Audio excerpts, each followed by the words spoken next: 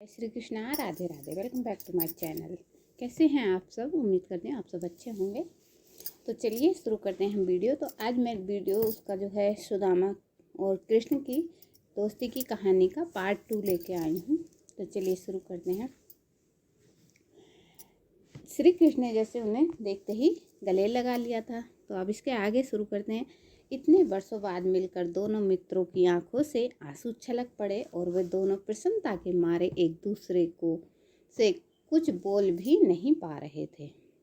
तत्पश्चात भगवान श्री कृष्ण ने सुदामा को अपने महल में ले गए और उन्हें नहलाया और धुलाया और स्वयं अपने हाथों से उनके सारे घाव साफ किए और सुंदर वस्त्र पहनाकर उन्हें विश्राम करने को कहा।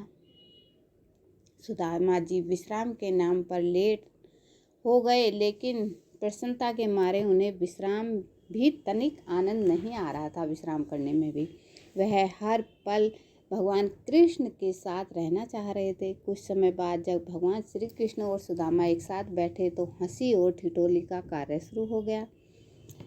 श्री कृष्ण बार बार सुदामा जी को मजाक मजाक में ही उल्हाना देते कि तुम कैसे मित्र हो, अपनी शादी में भी मुझे नहीं बुलाया।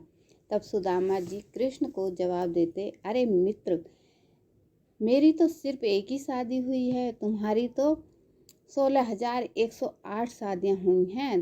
तुमने मुझे भी तो नहीं बुलाया, मुझे एक बार भी बुलाने का नहीं सोचा। फिर दोनों ठहाका मारकर हंसने लगे। फिर भगवान कृष्ण ने एक एक करके अपनी सारी पत्नियों से सुदामा जी को मिलवाया। यह करते करते सुदामा जी इतने थक गए कि थकान और अनिद्रा के कारण से श्री कृष्ण की सभी पत्नियों से मिलने से पहले ही बार बार बिस्तर पर लुढ़क जाते। फिर थोड़ा होश आने पर भगवान श्री कृष्ण उन्हें फिर से कहते, अभी तो तुम मेरी सिर्फ इतनी ही पत्नियों से मिले हो, तनिक इनसे भी तो मिलो। भगवान कृष्ण तो भगवान हैं, वे तो कई रूप बनाकर अपनी सभी पत्नियों के साथ रह लेते, किंतु एक साधारण सुदामा जी का अपने इतनी सारी भाभियों से मिलकर हाल बेहाल हो गया। फिर भी वह बहुत प्रसन्न थे।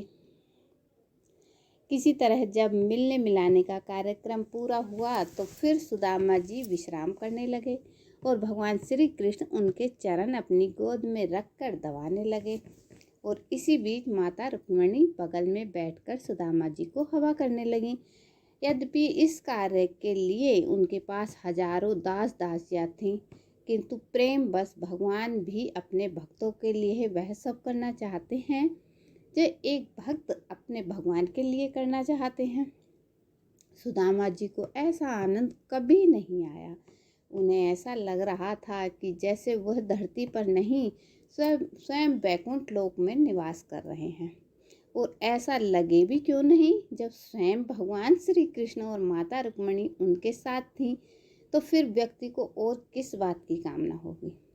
किसी तरह फिर दिन गुजर गया और सब ने विश्राम किया। बाद में फिर से जब श्री कृष्ण और सुदामा जी एक साथ बैठे तो सुदामा जी को बार बार याद आ रहा था कि उनकी धर्मपत्नी सुशीला जी ने उन्हें अपने देवर को भेंट करने के लिए कुछ चावल की पोटली दिए थे, लेकिन सुदामा जी भगवान कृष्ण को इसे देने से संकोच कर रहे थे कि इन्हें कैसे दूं, क्योंकि यह उनकी नज़र में बहुत ही तुच्छ था और वह अपने परम मित्र को स्वादहीन चावल नहीं देना चाहते थे।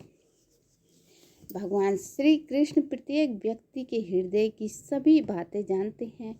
वे प्रत्येक व्यक्ति के संकल्पों एवं कामनाओं से अवगत हैं। इसीलिए वे सुदामा के आने का पूरा कारण जानते थे कि वह अत्यंत दरिद्र हैं और अपनी पत्नी के आग्रह पर ही उनके पास आए हैं और मेरे लिए चावल का यह प्रेम पूर्ण भेंट भी लेकर आए हैं, किंतु संकोच बस मुझे दे नहीं रहे, देने से हिचक रहे हैं।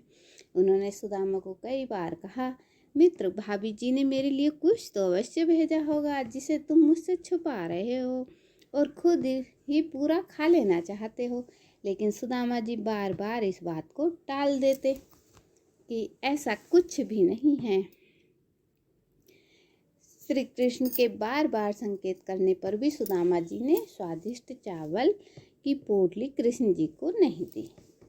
इसी कारण श्री कृष्ण ने मौका पाते ही सुदामा के कंधे पर लटक रही वह पोटली चुपके से छीन ली और उसे देखते हुए कहा, यह क्या है मित्र। इससे पहले कि सुदामा कुछ बोल पाते, तुरंत ही कृष्ण ने चावल की पोटली खोली और कहा, प्रिय मित्र, तुम चावल की पोटली मेरे लिए इतने स्वादिष्ट, इतने बढ़िया चावल लाए हो और मुझे अभी तक आप मुझसे छुपा रहे हो।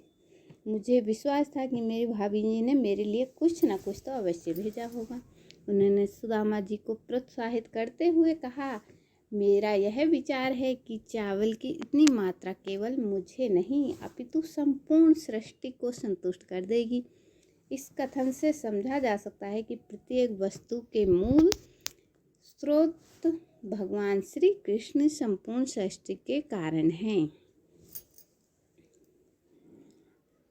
चलिए, इतनी वीडियो में इससे आगे की स्टोरी अगली वीडियो में सुनाऊंगी। अगर वीडियो पसंद आए तो लाइक कीजिएगा, कमेंट कीजिएगा, वीडियो को ज़्यादा से ज़्यादा शेयर कीजिएगा। मैं मिलूंगी न्यू वीडियो के साथ। जय श्री कृष्णा, राधे राधे।